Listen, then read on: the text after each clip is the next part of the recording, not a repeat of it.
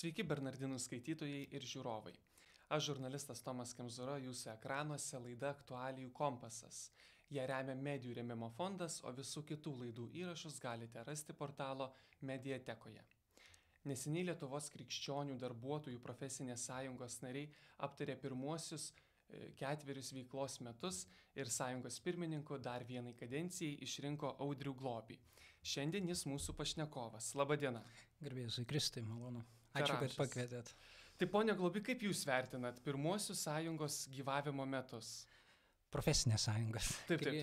Jo, tai žinot, pirmieji metai visada nėra tokie paprasti, nes vis tiek yra organizacijos tapatybės paieškos. Sakykime, vis tiek 4 metai toks, sakyčiau, gana trumpas laikas, bet iššūkių buvo daug, bet tikrai manau, kad nemažai kas nuveikta ir pats organizacijos narių skaičiaus augimas ir tai, ką mes darėm savo, sakykime, susiformavo tokios 3 pagrindinės strateginės kryptis, kuriom veiklas mes gana aktyviai vykdėm. Tai vertinu labai pozityviai. Aišku, turėjom vieną tokį patį didžiausią galbūt iššūkį, su kurio susidūrė ir visa Lietuva, tai prasidėjęs karas Ukrainoje. Tai 22 metais, tai faktiškai mūsų pirmais veiklos metais. Ir vykdėm GPM kampaniją ir faktiškai turėjom ją iš esmės perdirbti, nes buvo toks priimtas sprendimas taryboje, kad visas lėšas skirti Ukrainai, paramai Ukrainai. Tai pirmais metais gautas visas lėšas iš gyventojų pajamų mokesčių skiriam Ukrainai įvairiom programom. Visas, iki paskutinio euro. Tai va čia buvo galbūt, sakykime, toks pirmų veiklos metų finansinis iššūkis, nes faktiškai gavom nemažai, 40 000, tikrai toks buvo, sakyčiau, pirmais veiklos metais nemažas pasitikėjimas, mūsų bendruomenės besiformuojančios, virš 1000 narių paremė, bet visą skiriam Ukrainai įvairiom programom. Tai va pirmais metais toks, sakykime, buvo nemažas finansinis iššūkis, bet susitvarkėm. Kaip manot, kas lėmė tą tokį pasitikėjimą? Manau, kad situacijos aktualumas iš tikrųjų. Mes išėjom su ta žinia, kad Krikščionių profsąjunga kūrėsi tokius, jeigu galim sakyti, vienu pagrindiniu tikslu, tai sąžinės, religijos ir žodžio laisvės. Ir tai rodo, kad iš tikrųjų daugelis žmonių pastebi tas problemas, apie kurias mes besikūrdami kalbėjom ir įsikūrę, su kokia žinutė išėjom. Tai tas toks palaikymas, sakyčiau, tikrai pirmais metais buvo ir augo, jis nuolat auga ir toliau jis augo. Tai jis rodo, kad reikia to ir žmonės jaučiasi nesaugus. Tai aš, kadangi pats jau daugiau kaip 10 metį gana aktyviai visuomeninėje veikloje, visuomeninėje politinėje, galim sakyti, bet ne to, kad kaip renkamas politikas, bet kaip visuomenininkas. Ir aš tą nuolat jaučiu, kad iš tikrųjų žmonės jaučia tam tikrą baimę, tokią baimę išsakyti labai stipriai, sakyčiau, šiuo metu kažkiek galbūt atlaisvėja ta savicenzūra, kai žmonės labai galvoja, ką pasakyti, jaučiasi nesaugus savo darbo vietoje. Tai manau, kad tai pagrindinės tos priežastys. Nusibrėžkime dabar tokias ribas. Jūs paaiškinkite galbūt pačios krikščionių profesinės sąjungos pagrindinius veikimo principus ir koks yra visgi tas esminis tikslas. Esminis tikslas, žinot, per tuos pirmus 4 metus, sakyčiau, tas toks esminis tikslas, kurį galima įvardinti kaip misiją, mes taip ją įvardinam, tai iš tikrųjų yra tai, kad atliepiant Evangelijos žodžius, čia galima prisiminti ir Evangelijos žodžius, man atrodo, Luko Evangelijoje viešpats, kai kalba, ten yra tokia vieta, kur viešpats kalba apie įkyrę našlę, kuri ten bando įtikinti teisėją, kuris užkietinęs yra širdį, kad jis padėtų jai susitvarkyti, sakykime, su reikalais. Ir po visos šitos situacijos Jėzus ten pasako tokius žodžius, kad atėjęs žmogaus sūnus apgins jūsų teisės, bet ar jis grįžę žemėje daras žemėje tikėjimą. Tai sakyčiau, mūsų krikščionių profesinės sąjungos viena iš esminių misijų yra atliepti tam viešpaties rūpesčiui, ar iš tikrųjų sugrįžęs ras dar žemėje tikėjimą. Ir kiekviena karta jinai susiduria su labai skirtingais iššūkiais. Prieš mus buvusi karta susidūrė su sovietmečio iššūkiais, kur buvo tikrai labai sunku išlaikyti tikėjimą, kai jis buvo draudžiamas, fiziškai faktiškai buvo draudžiamas. Mūsų karta irgi susiduria su naujais iššūkiais, nes mes matom, kaip mažėja tikėjimas visam vakarų pasaulyje ir neišimtis yra ir Lietuva, iš tikrųjų tas tikras gyvas tikėjimas, ar ne? tai kiekviena karta susiduria su iššūkiais ir pagrindinis iššūkis vis dėlto yra tas būtent mūsų sąžinės laisvė, ar ne? Nes sąžinė yra ta vieta, kurioje mes turim santykių su Dievu, kaip ir moko mūsų katalikų bažnyčios katekizmas. Sąžinė yra ta vieta, kurioje žmogus susitinka su Dievu ir kalba su juo, turi santykių su juo. Tai sakyčiau, pagrindinė misija krikščionių profesinės sąjungos yra padėti kiekvienam krikščioniui, ar ne, kuriam yra svarbus tikėjimas, kad jis išlaikytų tą santykį su Dievu ir kad jis išlaikytų gryną sąžinę, kurioje jis iš tiesų ir turi tą santykį su Dievu. Ir ši mūsų karta susiduria su naujais iššūkiais, visiškai kitokiais iššūkiais, negu susidūrė mūsų tėvai, proseneliai, ar ne, ypatingai, sakykime, mūsų tėvai. Aš pats, man jau virš 50 metų, aš labai gerai dar prisimenu tą sovietmetį, kai buvo tikrai didelis iššūkis, ar ne. Tai ši karta susiduria su naujais iššūkiais. Tai profesinės sąjungos, jeigu taip kaip jūs paklausėt, koks yra pagrindinis tikslas, tai per tuos 4 metus, sakyčiau, išsigrynino tą misiją iš tikrųjų, kad padėti tiems, kuriam yra svarbu, kovoti gerą kovą, kaip apaštalas Paulius sako, ar ne, būti tam tikrų užnugarių, solidarumų, palaikymų, įvairiom formom, malda, telkimosi, viešinimu, čia perimant katalikų bažnyčios kronikos, ir taip pat finansinė pagalba, jeigu susiduria teisinė pagalba. Sąjunga buvo įkurta 2021 metais, o kodėl tik tai tada, kodėl nebuvo neįkurta anksčiau? Visiškai spontaniškai, kadangi man pačiam asmeniškai teko prie tų pačių ištakų būti kūrimosi krikščionių darbuotojų profesinės sąjungos. Tai gimimas buvo, galiu, nekartą jau minėjau ir žiniasklaidai, ir man atrodo jūsų portale buvo rašoma apie tai, kalbama, kad kai buvo interviu kažkad, 21, man atrodo, ką tik įsikūrus įmonė. Faktiškai pagrindinis iniciatorius Lietuvos krikščionių darbuotojų profesinės sąjungos buvo kunigas Algirdas Toliatas.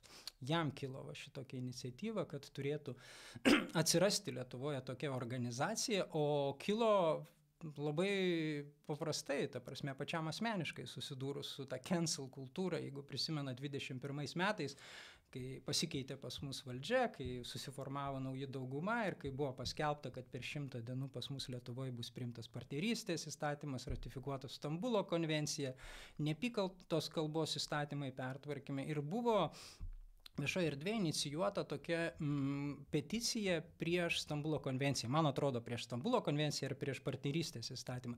Ir kunigas Algirdas socialiniuose tinkluose pasidalino tokią žinutę, kad yra, paskaitykit, galbūt ką sudomins, pritarkit arba nepritarkit.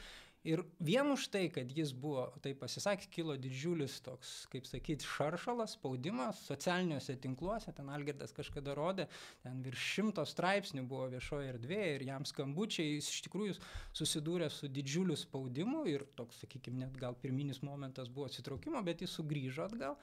Ir po to mes kartu su Algirdu dalyvavom Marijos radijo laidoj, man atrodo, kur jis dalinosi savo tą asmeninę patirtim. Aš buvau pakviestas kaip Laisvos visuomenės instituto valdybos pirmininkas pakalbėti apie tai, kas čia vyksta šiuo metu. Ir po šitos laidos, po jo visos tos patirties, tai tiesiog mes susėdom keliese ten ir Algirdas dalinosi savo patirtim ir jis tiesiog klausė, jeigu aš kaip kunigas susiduriu su tokiu spaudimu, tai tada kaip yra tiem žmonėm, kurie dirba pasaulyje, sakykime, universitetuose, mokyklose, kitur, tai pasidalinom savo patirtim, nes kaip Laisvos visuomenės instituto valdybos pirmininkas neretai tenka pasisakyti tais klausimais ir turim tam tikrą ratą bendruomenės, tai pasidalinom, kad žmonės iš tiesų bijo.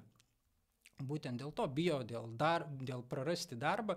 Iš darbo nėra atleidžiami už tai, ką jie pasakė ar kur pasisakė. Yra atleidžiami, kaip sakyti, kitais būdais, dėl kitų pradedama ieškoti priežasčių. Bet tiesiog žmogus pradeda jausti tokį, sakykime, savo darbdavio spaudimą, o darbas kiekvienam žmogui yra labai svarbus. Tai yra pajamų šaltinis, tai yra jo šeimos išlaikymo šaltinis, o krikščioniui tai yra pašaukimas. Ta prasme, nes krikščionis, kai renkasi profesiją, sąmoningai ar nesąmoningai, vis dėlto tai supranta kaip tam tikrą pašaukimą. Ta prasme, kaip jis save su tais talentais, kuriuos jis yra gavęs, kaip jos gali gyventi. Ir darbo praradimas arba, sakykime, tas nukencelinimas, nustumimas, karjeros perspektyvų, apribojimas tam tikras yra labai svarbus. Žmogus iš tiesų įsiganda ir tada įsijungia tokia savicenzūra.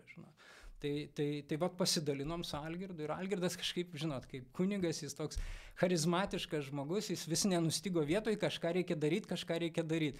Ir aš atsimenu, kai geriant ant kavą kažkada kalbantis ir jam tokia toptelėjo mintis, iš kažkur, nežinau, iš kur jis, kad reikia daryti profesinę sąjungą. Man iš pradžių pasirodė tokia, žinot, kaip sako, crazy mintis ir tikrai ne vienas buvo, ten keletas mūsų bendravo. Ir jinai vystėsi, jis vis nenustojus kvietė, vis kalbėjo, žinot, ir iš tiesų įsivystė į tai, kad susiformavo tam tikras bendraminčių ratas, kurie meldėsi, kurie diskutavo. Gana ilgą laiką, mes ten tikrai kelis mėnesius, nebuvo taip, kad čia davai darom, susėdam, žinot, ir įsisteigėm. Ne, tai buvo tam tikras ir patikrinimas, ar iš tiesų tai yra, žinai, ne šiaip kažkokia, kaip sakyti, entuziazmas tam tikro momento, kuris po to, žinot, kaip sakyti, organizacijų daug prisisteigė, bet paskui dauguma iš jų dėl įvairių priežasčių tiesiog numiršta ir išnyksta. Tai va. O po to buvo toks, sakykime, po maldos, po tos diskusijos, atpažįstant, kad tikrai čia gali kažkas tai būti, tai prisimenat, dabar labai įdomu iš tiesų, kai naują popiežių išrinko kardinolai, ar ne, Leoną XIV, tai mūsų profesinės sąjungos atsiradimo viena pagrindinių priežasčių buvo Leono XIII enciklika Rerum Novarum. Būtent Leonas XIII to laikmečio, kai formavosi visas, sakykime, tas marksistinė ideologija, kuri faktiškai griovė visą buvusią vakarų struktūrą, ar ne, ir formavosi, ir jinai marksistinė ideologija kvietė į revoliucijų kelią, faktiškai tai, kas įvyko Rusijoje, ar ne, bet visos ištakos tai ne Rusijoje, buvo vakarų Europoje. Ir Leonas XIII savo enciklikoje Rerum Novarum pasiūlė idėją, kad darbuotojai turėtų telktis į tam tikras sąjungos. Tai buvo pirminė mintis profesinių sąjungų formavimus. Tai dėl ko sakau, kad atpažįstu tam tikrus ženklus, žinot, apsisuko ratas, nes Leonas XIV irgi kalba apie šio laikmečio, ar ne, ir apie dirbtinio intelekto, tos iššūkius, apie ideologijas, be kitako Leonas XIII parašė ne vieną tai labai rimtą encikliką apie liberalizmą ir apie jo žalą, yra labai, sakyčiau, įdomi enciklika būtent apie to laikmečio ir jis pramatė tą grėsmę, kuri ateina iš liberalizmo. Tai va, mes ant tų pagrindų, mes tiesiog atpažinom, kad iš tiesų profesinės sąjungos, tokios ir mano sąmonėje buvo, kad tai yra, tarsi toks, žinot, socialistinis, kažkoks komunistinis, prisimenam iš tų sovietmečio laikų, bet iš tikrųjų tos ištakos, ar ne, ateina iš XIX amžiaus pabaigos, XX amžiaus pradžios, iš bažnyčios. Ta prasme, tai buvo bažnyčios kaip prieš pastatymas, kad darbuotojai telktųsi, nes kapitalistų irgi reikia darbuotojų, bet jeigu jie yra pavienius, jis su jais gali su kiekvienu asmeniškai, kaip sakyti, susidoroti. Bet kai jie susitelkia, ta prasme, tada yra sudėtingiau ir jie turi stipresnę dėrybinę poziciją, ar ne? Tai mes tiesiog atpažinom, kad tai, tikrai gali būti bažnyčios, ar ne, reikalas, iššūkiai yra kitokie, ar ne, ta prasme, tai nėra daugiau atlyginimo klausimas, ar ne, bet krikščionis, kaip Evangelijoje yra pasakyta, yra gyvas ne vien duona, bet ir kiekvienu žodžiu išeinančiu iš viešpaties lūpų. Tai kad tai galėtų apginti savo sąžinę, savo tikėjimą, ar ne, su spaudimu, su tuo, su kurio susiduria kiekvienas asmeniškai savo darbu, tai susitelkę mes turėtumėm tokią, sakykime, stipresnę poziciją. Tai atpažinom, kad čia gali būti kažkoks, sakykime, iš tiesų šiame laikmetyje naujas formatas, kaip sakyti, senas, pamirštas, bet naujai atgaivintas formatas, kuris galėtų būti. Ir po to, neslėpsiu, aš asmeniškai kalbėjau su kardinolu Sigitu Tamkevičium, buvau susitikęs ir jam išdėsčiau mūsų matymą ir kad mes planuojam steigti tokią Lietuvos krikščionių darbuotojų profesinę sąjungą ir paklausėm jo nuomonės, kaip turinčio didelę patirtį, nes matom, kas vyksta. Jis labai, kaip sakyti, tikrai nuo pat pirmo momento, toks, kaip sakyti, buvo labai įdomus momentas, kai kalbėjausi, tai jis taip nutilo, išklausė, toks po kelių sekundžių sakė, darykit. Tai žinot, man toks buvo vis tiek kaip tikinčiam žmogui, toks, tarsi atpažinimas, kad jeigu iš tiesų žmogus, kuris turi didelę patirtį, atpažįsta, kad čia tai gali būti tikrai svarbu ir mes tada nusprendėm pradėti judėti link steigimas. Tas steigimasis toks tikrai vyko kelis mėnesius, telkėmės, kad būtų steigėjai, kad susiformuotų tam tikras ratas palaikančių žmonių ir gana greitai, ta prasme, iš tiesų 35 žmonės susitelkė, kurie... Čia tas pirminis branduolys buvo. Pirminis branduolys, 35 žmonės kaip steigėjai, kurie susirinko Ramintojos bažnyčiai pas Algirdą Toliatą ir įvyko tas steigiamasis susirinkimas. Gerai, sąjunga jau kaip ir įkurta, branduolys yra. Šiandien kokie yra taikomi reikalavimai tam žmogui, kuris nori prisijungti prie profesinės sąjungos? Krikščionių profsąjunga, kai steigėsi, jinai paskelbė tokią steigimo deklaraciją. Ten įvardino pagrindinius principus, kurie yra mums svarbus, priežastys dėl ko ir kas turėtų būti, kokia vizija, sakykime, tos profesinės sąjungos. Tai kai žmogus išreiškia norą tapti mūsų nariu, pirmą jis turi susipažinti su ta steigimo deklaracija. Ar jis tikrai tam, kas yra tenai išdėstyta, jis pritarė. Ir pats pirmas punktas yra minimas Kristus, ar ne, kad Kristus yra visako pagrindas. Tai žmogui tai turi būti svarbu, kad iš tiesų jo gyvenimo pagrindas yra Kristus. Mūsų organizacija yra aiškiai įvardinama ir neatsitiktinai pavadinime yra krikščionių darbuotojų profesinė sąjunga, kad Kristus yra visako pagrindas. Ir kiti visi dalykai yra išdėstyti steigimo deklaracijoje. Taip pat mes turim etikos kodeksą, ar ne? Tai žmogus išreiškęs norą, jis turi pirmiausia susipažinti su steigimo deklaracija, ar iš tikrųjų tai, apie ką kalbėjo steigėjai ir kokią turi organizacijos viziją, jam tai yra priimtina, ta prasme, ar jis su tuo sutinka, jis susipažįsta su etikos kodeksu, ko jis turės laikytis pačioje organizacijoje ir už organizacijos ribų, ir po to mes prašom bent 2 rekomendacijų žmonių. Ta prasme, iš bendruomenės, iš kitur, tiesiog, žinot, kaip pasakyti, čia yra tam tikras toks irgi, kad, kaip sakyti, žinot, kai į organizaciją ateina žmonės, kurie turi tikslų, pavyzdžiui, ją sugriauti iš vidaus, žinot, arba įnešti kažkokius dalykus, kurie tai, kaip sakyti, daugiau gaiši laiko, ta prasme, kovodamas su ne tuo, kas yra reikalinga, tai mes tiesiog prašom 2 rekomendacijų, bet kokių žmonių, kurie būtų susiję su bažnyčia, būtų žinomi bažnyčia, tai ar kunigas, ar, sakykime, kažkokie bendruomenių, organizacijų krikščioniškų nariai, tai susitinkam su žmogum dažniausiai arba tiesiogiai, arba telefonu pasikalba mūsų žmonės, žinot. Ir tada jis turi įsipareigoti, kad jis kiekvieną mėnesį mokės nario mokestį. Nario mokestis šiuo metu nustatytas tarybos yra 10 eurų. Ta prasme, tai yra toks, sakykime, per metus 120 eurų kiekvienas narys turi susimokėti.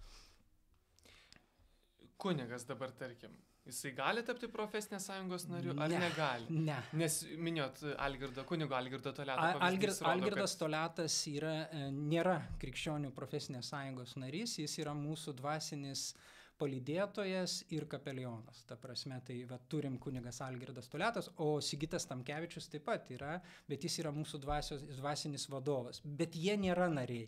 Ta prasme, tai mes nesam krikščionių profsąjunga, kaip sakyti, to instituciniai bažnyčioje, ar ne, kuri gintų kunigų teisės bažnyčioje, ne, dažnai mus, sakykime, ant to bando, kaip sakyti, ir paprovokuoti ir panašiai, bet ne, tikslas yra iš tiesų krikščionių veikimas pasaulyje. Ta prasme, tose organizacijose, darbo vietose, kur jie veikia, aišku, tai gali būti ir bažnyčios organizacijos. Ir turim tikrai tokių narių, kurie dirba bažnyčios organizacijose. O tai kas tada apgins kunigų tą žodžio laisvę? Tai čia jau kunigai turi. Galim jiem patart, parekomenduoti tam tikrus dalykus, bet tada jie turėtų, jeigu tai, aš nežinau iš tikrųjų, ar pagal kanonus iš tiesų, žinot, čia irgi yra tam tikri turbūt reikalavimai, bet čia, kaip sakyti, jau ne mūsų darbo laukas, visų negali apimti. Gegužės mėnesio duomenimis sąjungoje yra 89 nariai. Taip. Kaip jūs vertinate šį skaičių?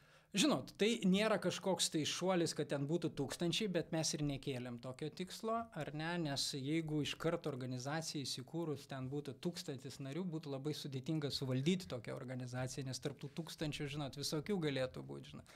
Tai aš sakyčiau, kad tai yra labai sąmoningi nariai ir, kaip minėjau, 35 buvo steigėjai, 89 buvo, šiuo metu, man atrodo, 90 jau yra, galbūt, man atrodo, dar 1 ar 2 papildomi nariai buvo priimti. Tai bet apie 90. Tai iš tiesų per pirmus 4 metus tai yra daugiau kaip 2,5 karto augimas, 250. Man atrodo, tai yra gana solidu. Ir mes iš tikrųjų džiaugiamės. Ta prasme, tai rodo, kad organizacija, žinot, neliko tame branduoly, jinai auga. Ir nuolat auga, vat, mes turim tarybos posėdžius bent kartą per ketvirtį arba dažniau pagal poreikį. Tai aš nepamenu nei vieno tarybos posėdžio, kad nebūtų priimtas narys, nes taryba priima. Iki šiuo metu taryba turi patvirtinti naujo nario stojimą į profsąjungą. Tai, man atrodo, nebuvo nei vieno tarybos posėdžio, kad nepriimtum vieną ar du narius. Tai nuolat organizacija, kaip sakyti, auga po vieną, du narius. Ir kaip minėjau, tai yra nario mokestis. Tai yra, vis tiek žmonės turi įsipareigoti. Jeigu mes nuimtumėm nario mokestį, gal čia prisiregistruotų 1000, jeigu toks tikslas būtų. Bet tokio tikslo nėra. Bet matot, mes savo organizaciją iš tiesų, ir kaip krikščionis įvardinam kaip bendruomenė. Ir ta bendruomenė mūsų yra daug platesnė. Tikrai yra ne 1000. Tai kaip minėjau GPM, ar ne, tai pirmais metais mums skiria 1159, man atrodo, nariai. Praėjusiais metais, ne už 24, bet už 23, kai buvo skiriama gyventojų pajamų mokesčio dalis, tai buvo jau 2250 ar 80 narių. Tai, faktiškai per dvigubai, ar ne? Tai 2500. Tai žmonės vis tiek, jie skiria gyventojų pajamų mokesčių ir jie skiria mūsų organizacijai. Ta prasme, tai yra mūsų irgi tam tikra bendruomenės dalis. Taip pat mes nuolat vykdom mokymus. Per tuos 4 metus buvo virš 20 mokymų, kuriuos mes darėm, ir mūsų tokia yra strategija, kad mes didžiąją dalį mokymų darom ne vidinius, bet juos įrašom, ar ne, ir juos keliam į socialinius tinklus, į Facebooką, taip pat į YouTube, ar ne, ir juos transliuojam. Tai didžiosios dalies mūsų mokymų peržiūros 10 000 yra. Tai mes irgi matom kaip tam tikrą savo bendruomenę, ar ne? Jie netapo nariai, gal dalis jų skiria gyventojų pajamų mokestį, bet tai, apie ką mes kalbam, ar ne, apie ką mes mokom, tos temos yra susijusios būtent su krikščionio tapatybė. Kas yra žmogus įvairiom filosofinė, teologinė, socialinė, ekonominė prasme. Kas yra santuoka, kas yra laisvė, apie dorybės buvo visas ciklas, apie visas kardinaliasias ir teologinės dorybės. Tai tikrai žmonės žiūri, ne kartą man bažnyčiai būnant prieina žmonės ir dėkoja, peržiūri bendruomenėse savo, ar ne, per tam tikrus rekolekcijas, sakykime. Tai mes matom tai irgi kaip savo tam tikrą bendruomenės dalį. Jūs viską, ką pasakote, yra tarsi tokie argumentai, kad tų krikščionių darbuotojų iš tiesų yra daugiau negu jų yra prisijungę prie profesinės sąjungos. Kaip jums atrodo, kodėl tada tie kiti, kurie ir skiria paramą ir žiūri tos mokymus, kodėl jie tiesiog nenusprendžia tapti nariais? Žinot, manau, viena pagrindinių priežasčių yra skirtingose profesijose skirtingai žmonės susiduria su aktualumu tuo, kad tau bus reikalingos, sakykime, tos problemos, kad tu susidursi asmeniškai su tom problemom. Ir galbūt žmonės tiesiog nestoja dėl to, sakykime, dėl tos priežasties. Bet pas mus pagrindinis, sakykime, toks brandolys, kuris per tos 4 metus išsigrynino, tai yra tam tikros profesijos, ar ne?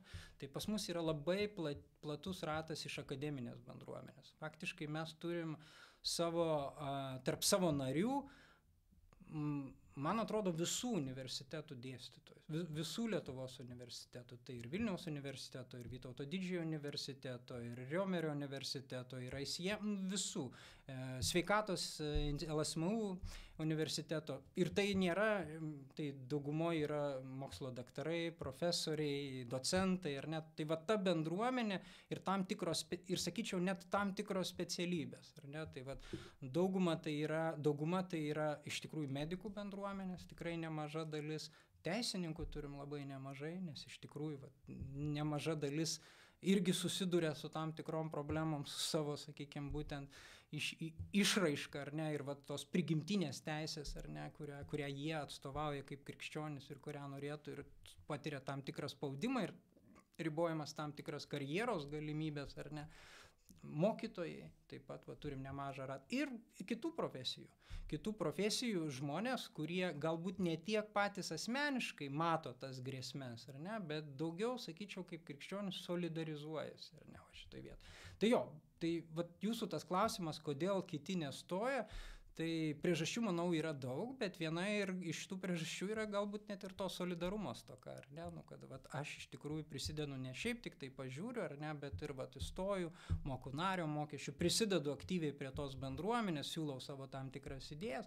Tai čia yra problema iš tikrųjų. Esam daugiau sofos krikščionis. Jūs minėjot, kad viena iš profesinės sąjungos misijų tai ginti ir užtikrinti religijos ir žodžio laisvę. Ir sąžinės. Sąžinė yra esmė.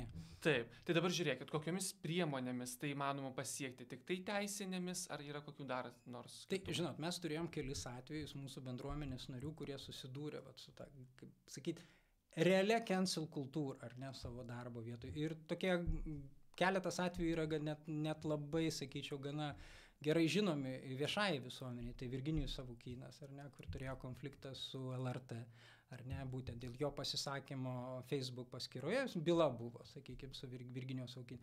Vidmantas Valiušaitis su Martyno Mažvydo biblioteka, Birutė Obeleninė Vytauto Didžiojo universitete buvo, jos mokymų tam tikras kursas užsipultas ir faktiškai buvo bandoma ją išstumti iš universiteto, ar ne. Tai mes jau turim tam tikrą atidirbę metodologiją, jeigu galima sakyti, ir kuri praktiškai veikia, nes visus žmonės, ir aš tokį matau net ir tam tikrą Dievo laiminimą, ar ne, mes apgynėm. Jie faktiškai visi apsigynė vienokią ar kitokią formą. Virginijus laimėjo bylą pirmos instancijos teisme. Nuo Birutės, jeigu taip galima sakyti, atsikabino tie, kurie bandė daryti spaudimą jos darbdaviui, kad jinai būtų, neslėpsiu, kadangi žinau, iš vidų pašalinta. Ten net atvirai buvo siekiama to. Vidmantas pasirašė taikos susitarimą su Martyno Mažvydo biblioteka po atleidimo iš darbo.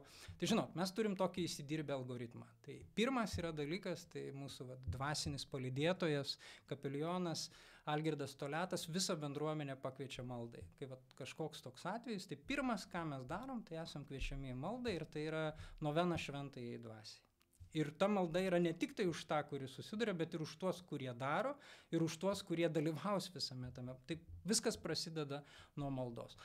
Antras dalykas, sakykime, to algoritmo ar ne dalis, tai yra viešinimas. Čia mes perimam iš Katalikų bažnyčios kronikos tą patirtį, tai tas atvejis, kiekvienas atvejis yra maksimaliai išviešinamas. Tai mes bendradarbiavom su didžiąja dauguma Lietuvos žiniasklaidos, tai yra straipsniai socialiniuose tinkluose, postai, informacijos įvairios, radio laidose dalyvaujam ar ne, įvairių. Tiesiog, kad tas atvejis nebūtų toks uždarytas, bet kad jis būtų išviešintas, ar ne, kad nebūtų susidorotas su žmogum, žinot, taip izoliuojant, darbdavys, tas, kas bando su juo susidoroti, kad tai žinotų, visuomenė matytų tą ir patirtų, ir tas, kas daro tą, patirtų tam tikrą spaudimą. Tai čia Katalikų bažnyčios kronikos, kad geriausias ginklas yra viešumas, ar ne? Tai čia antras yra. Trečias yra, mes stengiamės kad prisidėtų ir bendraujam ir bendradarbiaujam su dauguma visuomeninių organizacijų. Tai prašom kitus pasisakyti, susipažįsta jie ir paskui ar pareiškimas, ar straipsnis, ar kreipimasis kažkoks, sakykime, tam tikras institucijas išeina iš kitų organizacijų visais tais atvejais. Tai trečias yra solidarumas kitų su mumis šituo atveju. Ir jau ketvirtas, tą, ką jūs minėjot, teisinė pagalba. Tai teisinė pagalba irgi yra labai svarbi, mes bendradarbiaujam su advokatų kontoro, mes turim savo, sakykime, tarp narių ir yra pas mus ir taryboje, man atrodo, 2 teisininkai ar ne, bet tas visas, sakykime, teisinis palydėjimas, jis vyksta profesionalų, nes tos bylos būna gana sudėtingos, jos nėra labai aiškios ir tokios tikrai reikia tam tikrų specifinių žinių, žinot. Tai turim tą profesionalų teisinį palydėjimą ir, kaip minėjau, faktiškai visais atvejais mes bylas laimėjom, teisinės bylas. Bet jos brangiai kainuoja, tikrai tai nėra pigus malonumas.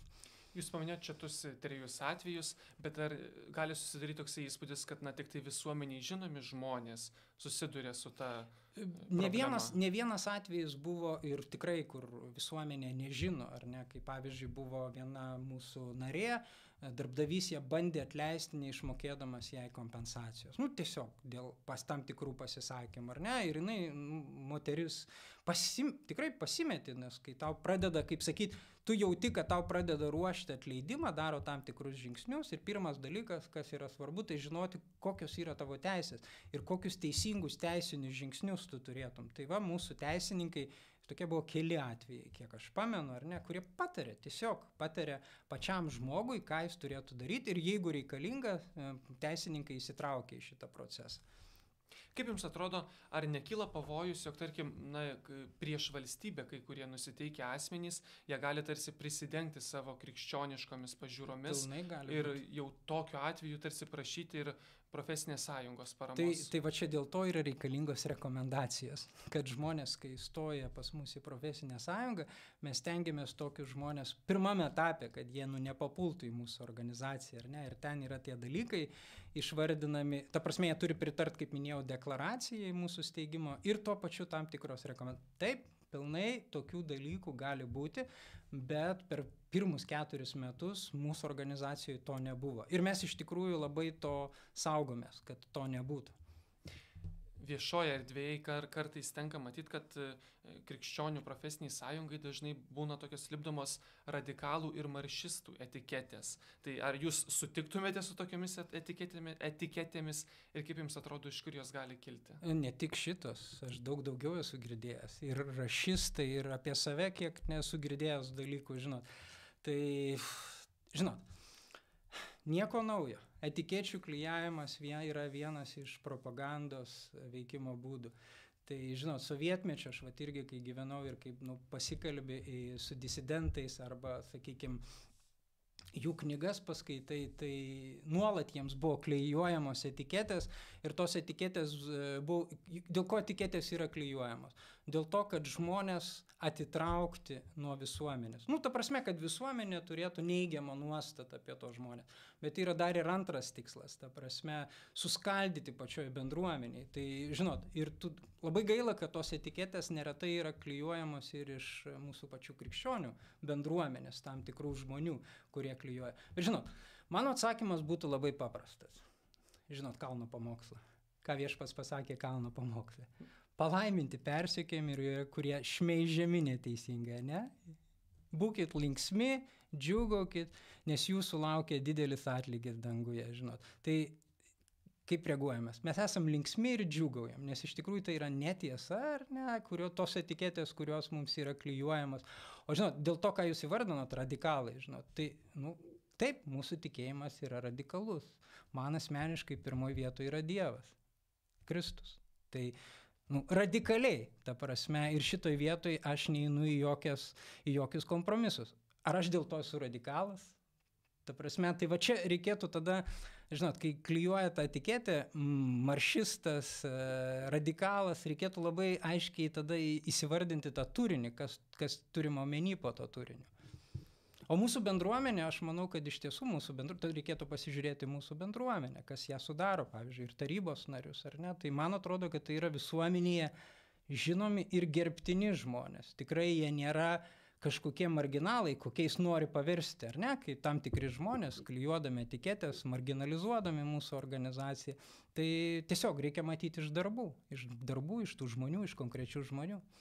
Apžvelgiant pirmuosius sąjungos gyvavimo metus, sakėt, kad šalia įprastos veiklos teko susidurti ir su iššūkiais, kurie privertė priimti tokius skubius ir savalaikius sprendimus.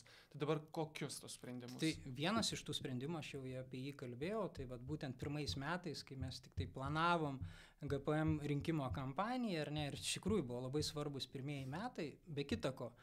Būtent vasario 22, man atrodo, dieną, prasidedant karui, Rusijos pradėtam karui Ukrainai, mes planavom išeiti su viešinimo kampanija į viešą erdvę, kviesdami skirti mums krikščionių profesiniai sąjungai. Ir ją sustabdėm, nes ten nebuvo visiškai nieko apie Ukrainą, žinot. Nes tuo metu, kai vyksta karas, prašyti žmonių skirti lėšas tau kaip organizacijai, nors tai yra ir pirmi metai, mes tiesiog labai aiškiai supratom, kad ne ten yra prioritetai ir dabar yra visiškai kiti prioritetai. Tai va čia buvo toks greitas sprendimas, kai susirinko taryba ir mes iškart nuo pat pirmo momento aiškiai išėjom su žinutė. Visą, ką jūs skirsit, mes atiduosim Ukrainai. Ukrainos žmonėms bus paskirta. Tai čia toks buvo, kaip sakyti, didelis iššūkis, nes pirmais metais realiai tu planuoji gauti finansus ir tu lieki be tų finansų, bet iš tikrųjų rėmėjų pagalba, mes ir narių, būtent dėl mokamo mokesčio, mes prasilaikėm ir praėjom tos metus. Kiti atvejai, vat, kur minėjau, tie atvejai buvo būtent mūsų narių, kai buvo Virginijaus Savukyno atvejis, kai tikrai reikėjo labai greitai reaguoti, palaikyti, šviešinti, Vidmanto Valiušaičio, Birutės atvejis. Žinot, kai, atsimenu, jinai man skambina ir sako, va, prasidėjo, bus straipsniai ir dabar, va, universitetas gavo ten 20 klausimų apie mane, rektorius kviečia mane ant kilimėlio, žinot, ir tai yra tokie atvejai, kur reikia greitai reaguoti, įsigilinti tą situaciją ir žiūrėti, kaip tu gali padėti žmogui, nes žmogus iš tiesų būna tuo metu tokioje stresiniai būsenoje. Ir jeigu jis yra vienas, jam yra labai sunku. Jeigu jis neturi palaikymo, jeigu jis neturi su ko pasitarti, jeigu jis nežino, kad jeigu kartais bus tokia situacija, kad jam reikės eiti į teismus, kad jis gaus advokatus ar ne, kad už juos bus apmokėta ir tai yra gana dideli pinigai. Pavyzdžiui, Virginijaus Savukyno byla kainavo virš 7 000 eurų, kadangi jis ją laimėjo, jam kompensavo, bet tai yra dideli pinigai. Vidmanto Valiušaičio net nedaėjo iki teismų, bet advokatų irgi kainavo ne 1 000 eurų. Paruošti tą medžiagą, kad iš tikrųjų būtų kompetentingai. Nes tos institucijos, ar ne, darbdaviai, jie turi didelius finansinius resursus. Ir jeigu žmogus neturi už savęs kažkokios pagalbos, ar ne, tuo pačiu ir finansinės pagalbos, ne tik tai patarimo, ne tik tai maldos palaikymo, bet realios, materialios pagalbos, jam yra labai sunku. Jūs esat perinktas ir toliau vadovauti profesiniai sąjungai. Kaip manot, kas lėmė tokį susirinkusių sprendimą, tą balsavimą už jūs? Nežinau, manau, kad pirmi 4 metai, kaip sakyt, parodo dar tik tai tam tikrus pirmus vaisius, ar ne, ir tiesiog bendruomenė pasitikėjo ir leido man dar 4 metus veikti. Tai manau, kad tam tikras toks pasitikėjimo, galbūt kreditas, galbūt ir pateisino, galbūt ir mato vaisius, kurie per tos 4 metus buvo. O dabar šitoje naujoje kadencijoje turite įsikėlęs kokius nors jau esminius tikslus? Tai tie tikslai, žinot, dabar po 4 metų jau yra daug aiškiau, kaip minėjau, aiški misija, ar ne, bent jau man atrodo, kad mes atpažinom, dėl ko mes esam, ar ne, ir koks tas yra, kaip sakyt, misija tos organizacijos, tokia plačiaja prasme, tą, ką minėjau, kad padėti kovoti gerą kovą, kad kiekvienas iš mūsų, kam yra svarbus santykis su viešpačiu, ar ne, kad jis nebūtų priverstas eiti kompromisus su savo sąžinė. Nes sąžinė yra esminė vieta, kurioje tu turi santykį su Dievu. Ir kai tu prarandi šitą, kai tu pradedi, kai jinai pradeda apakti, kaip moko mūsų bažnyčia, tai yra didžiulė grėsmė mūsų tikėjimui. Tai čia mūsų misija, tokia bendroji misija. O strateginės veiklos kryptis, kaip minėjau, tos 3 yra išsigryninusios. Tai yra telkimas ir solidarumas, mes toliau planuojam augti, va taip kaip organiškai, kaip viešpats norės. Antra kryptis yra mokymas ir ugdymas, tai toliau tęsim tas mokymo, ugdymo programas įvairias mūsų bendruomeniai, bet ne tik nariam, tai platesniai bendruomeniai, kurią mes matom. Ir trečia kryptis tai yra viešinimas ir teisinė, ir gynyba, padėti žmonėms apsigirti. Tad tom 3 kryptim, aš manau, va taip sistemingai mes ir judėsim. Gal vienas dar, va apie ką nepaminėjau, tai jau nuo 2 metų po gyventojų pajamų mokesčio kampanijos rinkimo Krikščionių profesinė sąjunga pradėjo dalį lėšų atidėjimą į vidinį fondą. Ta prasme, mes pradėjom telkti finansinį organizacijos fondą, kad žmonės jaustųsi saugesni.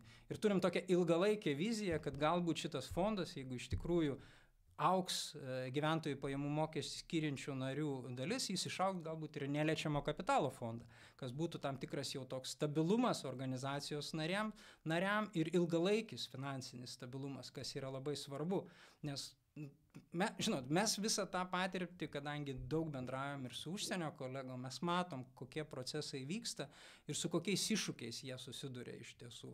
Ir jeigu tu neturi to finansinio tokio pagrindo, labai sunku yra, ta prasme. Ir tai mūsų tokia vizija yra, ir galbūt čia mane daugiau kaip verslininkas šitoj vietoje ir bendruomenė mato, būtent, kad suformuotų šitą tokį finansinį stabilumą organizacijai, kad jinai galėtų įgyvendinti savo tą misiją.